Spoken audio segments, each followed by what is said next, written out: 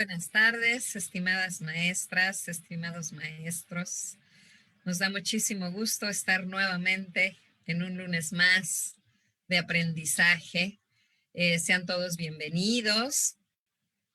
A nombre de la Secretaría de Educación Pública, a través de la Subsecretaría de Educación Básica del Club de Educadores por la Excelencia, Suma por la Educación y Educación con Rumbo, pues les damos nuevamente la bienvenida dentro de este marco de acciones del Sistema de Asesoría y Acompañamiento al Aprendizaje a Distancia a las maestras y maestros de las escuelas de educación básica.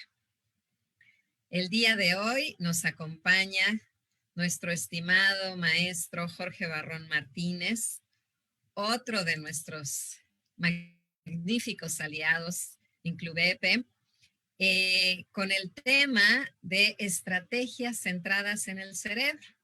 El lunes pasado ya hablábamos de la importancia de que los maestros favoreciéramos que los cerebros de nuestros alumnos produzcan esas sustancias que favorecen las conexiones neuronales. Bueno, pues el día de hoy Jorge nos viene a platicar precisamente algunas estrategias que pueden favorecer esa acción.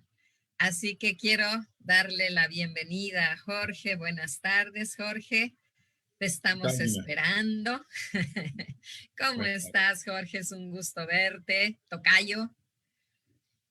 Y bien, bueno, también, pues muy a gusto con ustedes.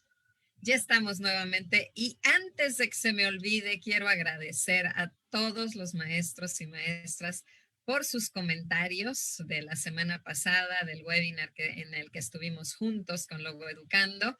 De verdad, como decimos los maestros, si no fuera por esos reconocimientos y por los días de quincena, no estaríamos aquí, ¿verdad? Por tanto tiempo. Así que mil gracias, maestros. Un abrazo a todos los que comentaron. Y bueno, ahora me toca hablarles de nuestro experto de hoy. Digo, ya agradecí. Ahora sí quiero hablarles de Jorge, del maestro Jorge Barrón Martínez. Él es egresado de la Universidad Nacional Autónoma de México con estudios de maestría en innovación educativa y profesionalización docente en la Universidad del Tepeyac. Tiene nada más y nada menos 36 años en el ámbito educativo.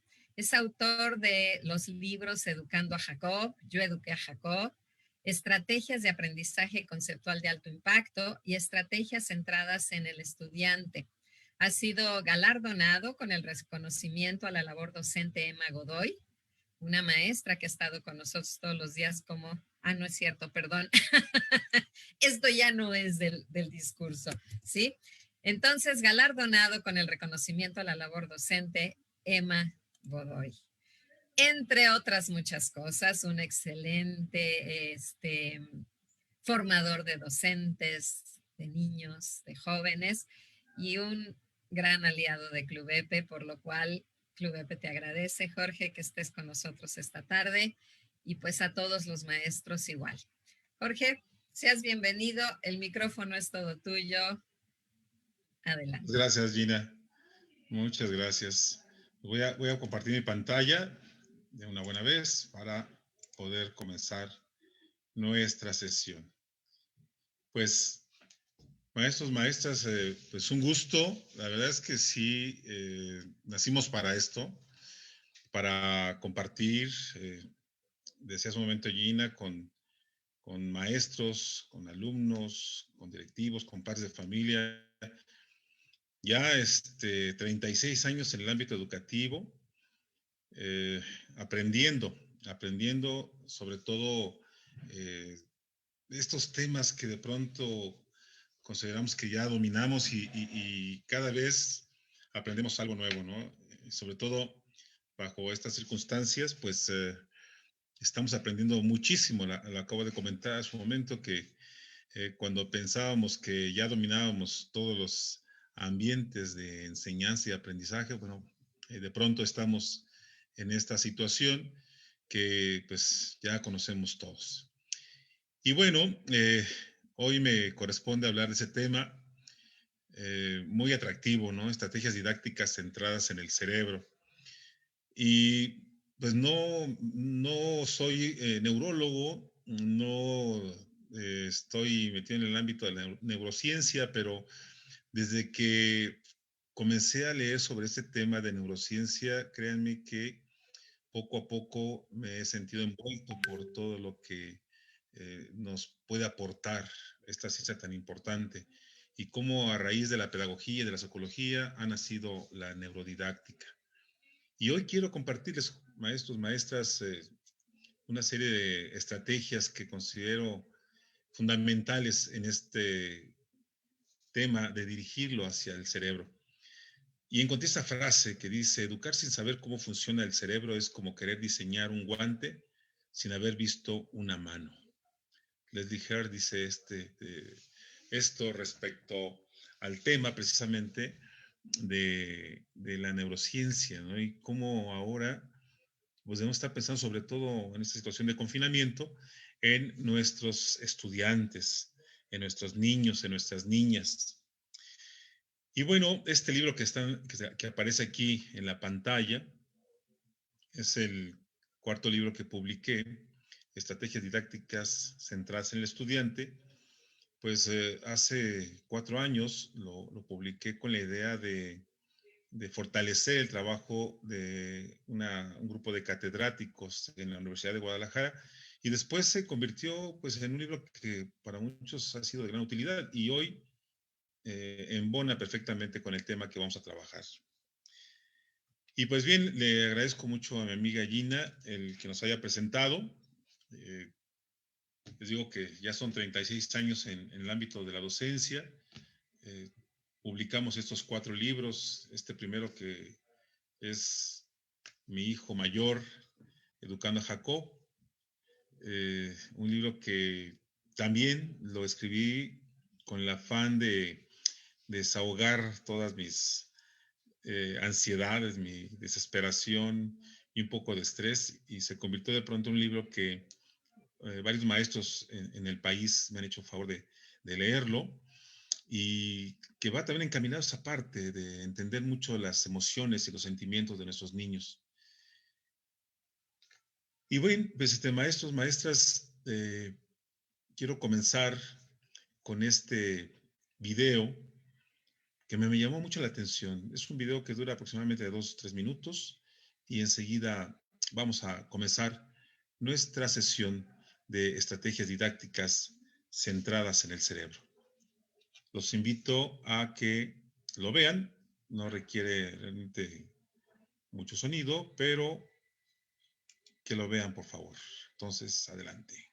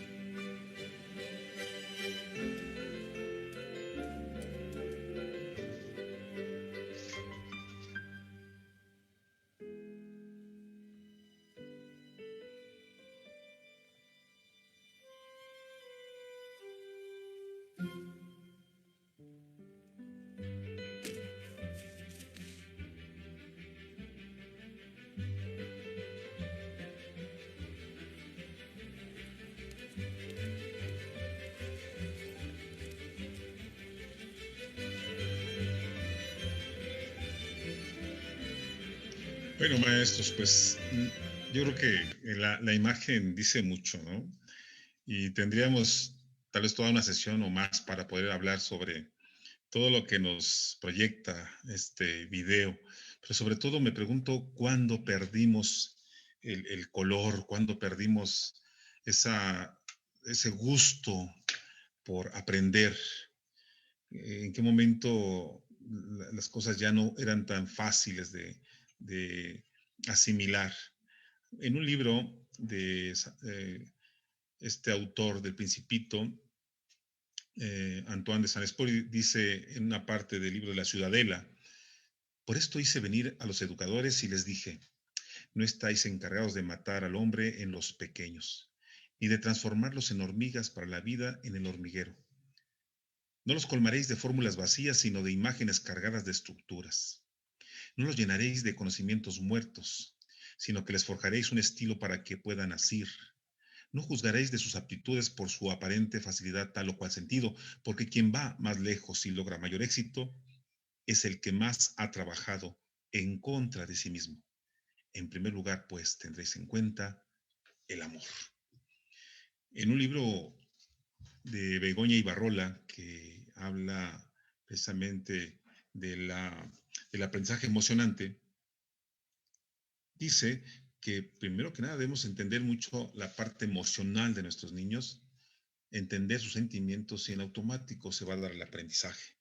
Hace un momento yo les comentaba de este tema fascinante de la neurociencia, ¿no? De todo lo que implica el funcionamiento del cerebro. Es algo realmente maravilloso, ¿no? El que nos hablen de cómo funciona, cómo se estructura, cómo las conexiones neuronales dependen mucho de todo lo que aprende uno, de lo que ve uno, de lo que siente uno, de lo que le emociona. Eh, en una parte de este tema de neurodidáctica, que le digo es producto de esa aleación entre eh, la neurociencia, la pedagogía y la psicología. Hay una frase que me llama mucho la atención, que está aquí, se las comparto. Cada cerebro es único. Esto hace la diversidad individual, a la cual debe responder la educación, atendiendo las experiencias que cada persona ha tenido durante su desarrollo.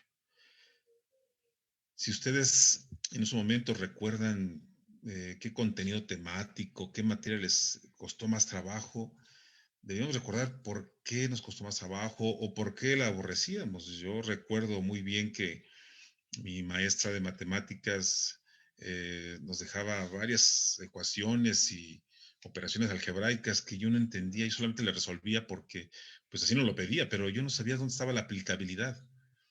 Hasta que pues encontré a un excelente maestro que me dijo, mira, aquí se aplica. Pero en ese momento yo de verdad lo hacía porque no me quedaba de otra. No me era para mí placentero estar resolviendo operaciones algebraicas. Definitivamente, maestros, maestras, hoy en día lo más importante pues es provocar, decía hace un momento la maestra Gina acertadamente, ¿no?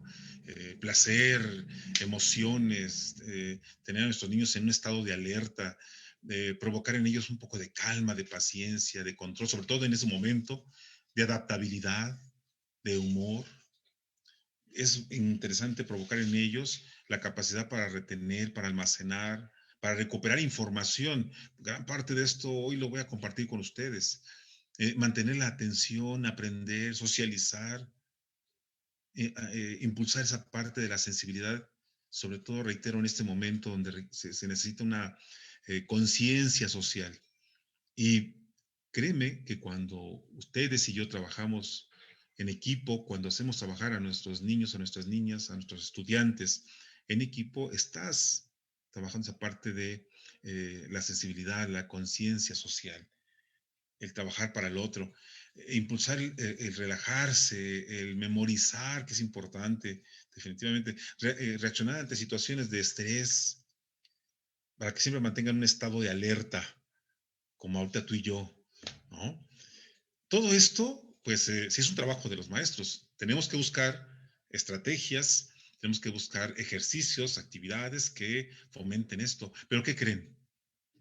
el cuerpo es tan maravilloso, el cerebro es tan ilustre, que de eso se encargan los famosos neurotransmisores.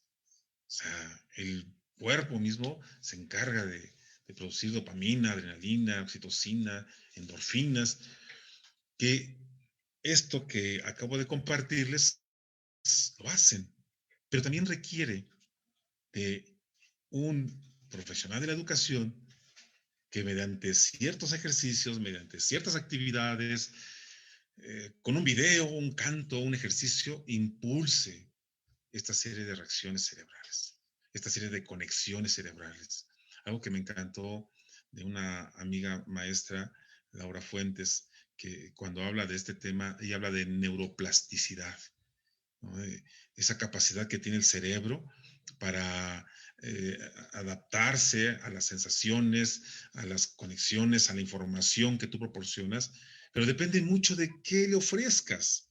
Antier más hablaba con unos compañeros maestros en un curso que están tomando conmigo sobre neurodidáctica y les comentaba, ¿no? Hay que mantener ese nivel de emoción, de atención, de conexión, de interacción, para que no se fallezca. Y además les digo, maestros, maestras, el tiempo en línea es muy caro, así es que hay que aprovechar cada minuto, cada segundo, pero sobre todo tener a nuestros chicos totalmente conectados con nosotros. Si queremos que se extienda esa gran red de conexiones cerebrales, pues obviamente queremos que los niños lean, que sueñen, que se emocionen, que debatan, que nos compartan experiencias. Hay que hacerlos que hablen ahora, ¿no? Que en las sesiones que tenemos, los que tenemos suerte, ¿verdad? De llevar a cabo nuestras clases en línea, pues que se puedan conectar, hablando, que se expresen, que nos digan qué sienten.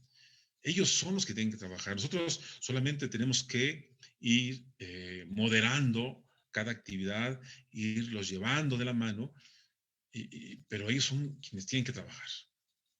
¿Sí? Y esto requiere un maestro, un profesional de la educación, una maestra que mueva esas actividades, esas estrategias, lo que llamo metodología. Y en esos momentos, maestros, maestras, es una situación que es emergente, ¿no? Seguramente ustedes y yo hemos tenido la gran oportunidad de contar con el manejo de algunas aplicaciones que están en línea y son una maravilla. Y es también extraordinario que tengamos la posibilidad de jugar con ellos, porque algo que debe caracterizar a nuestras sesiones es esa parte lúdica en el aprendizaje, ¿no? El juego, que mantiene siempre la emoción, mantiene siempre la atención, los mantiene alerta a nuestros niños. Tenemos que involucrarlos en retos, ¿no? Definitivamente, como dice esta autora que les menciono, Begoña Ibarrola, en su libro de Aprendizaje Emocionante, trabajar la emoción, eso es importante. El sentimiento y al final que se dé en automático el aprendizaje. Y recomendaciones, maestros, muy sencillas, muy fáciles que tenemos. Para mí la más importante es que nuestros chicos ahora tienen que expresarse, tienen que estar involucrados en lo que tú les estás proporcionando, ¿no? Como tarea, como ejercicio, ya sea en línea, a distancia o de manera virtual. Recomendaciones muy sencillas. Maestro, despierta la curiosidad. ¿Qué hay? ¿Qué vas a encontrar cuando de pronto vemos alguna imagen, algún video, leemos alguna historia? El mantener esa capacidad de nuestros niños por saber qué va a suceder es extraordinario. He escuchado en varias ocasiones que decimos que ahora es más fácil que nuestros niños nos sorprendan a nosotros que nosotros a ellos. Pues ahora tenemos que irnos del otro lado, maestro, y sorprenderlos a ellos. Definitivamente, en ese momento es fundamental trabajar la inteligencia emocional, que ellos entiendan sus emociones, que entiendan las de los otros, que sean capaces de interactuar con nosotros y sobre todo entenderlos y escucharlos. Y se maneja mucho la parte de la empatía. En esos momentos es importante trabajar esa inteligencia emocional. crear espacios para la reflexión. Hazles una pregunta. Por ahí un autor decía, estrésalos cognitivamente, que piensen, que analicen, que sinteticen, que expresen. Estimula la imaginación. En el video que veíamos hace un momento, es fundamental que hoy nuestros niños no solamente tengan la capacidad de resolver una situación problemática, sino que además lo hagan de forma innovadora. Estimular la imaginación, estimular la creatividad. ¿Por qué tiene que hacerlo como yo quiero que se haga? Básico, que las actividades que tú les ofrezcas a tus niños dejen de ser esos cuadernos llenos de tareas y de actividades, maestros. Me da hasta escalofrío, porque lo he visto en varios niños con cuadernos llenos de ejercicios, llenos de operaciones algebraicas, llenos de, o sea, de planas, de letras, de oraciones simples. No lo puedo entender. Cuando tú ofrezcas una actividad o un ejercicio que incluya lógica, números, palabras, colores, sonidos, movimientos, imágenes, propon situaciones novedosas. Las estrategias que en un momento más te voy a compartir buscan precisamente eso. Eso es realmente estar pensando en estrategias didácticas centradas en el cerebro, centradas en el estudiante, en él. Identifica qué siente, qué comió, qué le gusta hacer. Hay un ejercicio que regularmente comparto con los maestros cuando hablo de este curso de aprendizaje centrado en el alumno, que es un curso que está ahí en la plataforma de Club EPE. En este curso hablamos precisamente de la importancia de conocer a mis alumnos. Y les digo, hagan 4 preguntas básicamente. Número 1, ¿quién eres? Dime quién eres. Y que se expresen.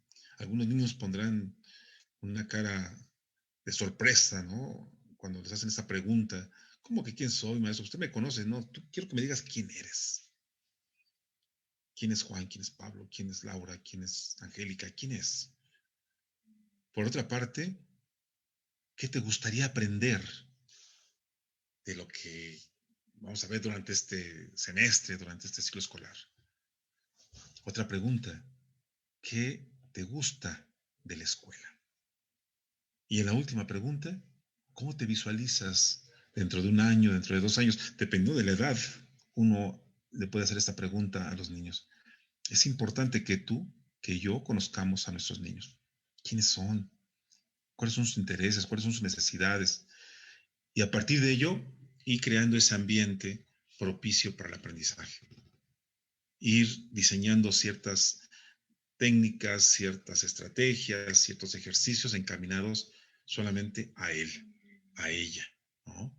Que exploren, que busquen, pero tú y yo tenemos que propiciar esta parte fundamental, que busquen información, sí, que se equivoquen, dice Gregorio Luri en un libro que se llama Pedagogía del Sentido Común. Los niños cometen errores, sí, pues básate en el error para que ellos aprendan de manera más consistente, más contundente. La errología le llama a él. Y sí, los niños a gritos nos están diciendo, emocióname, luego aprendo. Es importante. ¿Cómo logras conectarlo contigo? Yo no veo a un niño sentado mucho tiempo frente a una pantalla. Yo lo veo inquieto, quiere moverse, quiere brincar, quiere recortar, quiere hacer miles de cosas. Pero eso depende de ti, depende de mí. ¿Cómo lo induces? ¿Cómo lo provocas? Emociónale, luego aprendo. ¿No? Cuando leo a Frida Díaz Barriga, cuando leo de pronto a Carl Rogers, que habla sobre el aprendizaje centrado en el estudiante, hoy se habla de las nuevas pedagogías, hablan de esa práctica educativa auténtica, en donde nuestros niños aprenden temas, contenidos de relevancia cultural, que realmente cambie su situación, su contexto, que impacte. Hace unos días hablaba con unos maestros que les decía, están tomando un curso de neurodidáctica, y les decía, maestros, que su práctica, su estrategia didáctica, no solamente se quede en el aula virtual o en el salón de clase, que trascienda, que impacte, no solamente la familia, sino tal vez en la comunidad. La idea no es que los niños se queden con el conocimiento en las manos o en el cuaderno, que se quede en una calificación, ¿no? Que trascienda, que realmente esté en ellos causando una relación entre lo que aprende y lo que en el contexto social se está viviendo. Definitivamente hoy se requiere que nuestros niños compartan con otros su punto de vista, que valoren el punto de vista de la otra persona, que lleguen a conclusiones, que analicen de forma colaborativa la información. Dice Frida Díaz Barriga en este libro de Enseñanza Situada que se lleva a cabo en el contexto, en una situación real, ¿sí? En una situación contextual. Si lo que tú le estás enseñando a tus niños no tiene impacto social, no se aplica, de verdad no sirve de nada. No, no es para ellos ni trascendente ni impactante. Los estudiantes, acuérdate, se enfrentan, sobre todo hoy, a situaciones muy complicadas, a situaciones que solamente los expertos pueden solucionar. Tenemos que hacer expertos a nuestros niños. Ya John Dewey hablaba de ese aprendizaje experiencial. Aprovecha la experiencia que tienen. Hoy tienen mucho que decirnos y te vas a sorprender cuando ellos son capaces de solucionar una situación problemática. Pero tenemos que darles las herramientas para que lo hagan. Esa práctica educativa auténtica, pues les decía hace un momento, fomenta la reflexión en la acción. O sea, no nada más es llevar a cabo una práctica, aplicar el conocimiento, ahora es qué sucede, qué puede suceder, qué es necesario agregar a eso que tú desarrollaste. Y reitero, cuando hablamos de enseñanza situada, cuando hablamos de aprendizaje situado, es precisamente llevar a mis estudiantes a situaciones reales. Por ahí comienza, maestro, maestra. Dejemos de darles a nuestros niños ejercicio, actividades, situaciones totalmente hipotéticas, situaciones que no existen. Llevémoslo al ámbito de la aplicabilidad en un contexto real. Y precisamente lo que te voy a compartir a continuación son esas estrategias didácticas que llama César Cole de indagación. Hay un libro precioso de César Cole que se llama Personalización del aprendizaje escolar. Cuando lo leo, hace 3, 4 años, sentía que la realidad estaba muy cercana porque él hablaba de esos ambientes en los que en cualquier lugar se puede aprender. ¿Sí? Esa ecología, dice César Cole, la ecología del aprendizaje. En cualquier lugar, en cualquier momento puedes aprender. Ya no es necesario estar en un aula. Ya no es necesario que haya un maestro. Y nos hablaba de varias plataformas, de varias páginas en Internet en donde encuentras el conocimiento. Pero se requiere un maestro que le dé a nuestros niños herramientas necesarias para que ellos puedan analizar, puedan valorar, puedan aplicar el conocimiento. Ya no solamente es pararse frente a una computadora y tomar la información, transcribirla, después compartírsela al maestro. Ahora, cuando se habla de nuevas pedagogías, es qué haces con eso. Tienes que innovar, tienes que crear. Y eso, reitero, depende mucho del maestro que le dé esas herramientas necesarias. Y esas herramientas necesarias son esas estrategias didácticas, son esas técnicas de aprendizaje que deben dominar nuestros niños. Les pides un resumen, les pides un subrayado, les pides un organizador gráfico y resulta que nuestros niños pues no tienen así como muy claro cómo hacerlo, ¿no?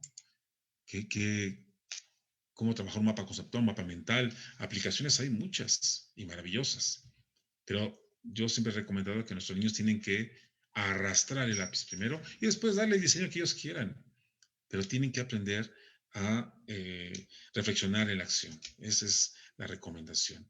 Y bueno, seguramente ustedes están esperando, bueno, Jorge, a ver, dime qué estrategias, cuáles serán las buenas en para centrarlas en el cerebro, ¿no? Para que logren esa atención, logren esa interacción, fortalezcan la memoria, sea un reto para ellos, se desarrollen las habilidades sociales. Bueno, seguramente ustedes ya las conocen. A ver, antes de compartirlas, quiero que ustedes me digan qué número sigue. Si alguien ya se las sabe,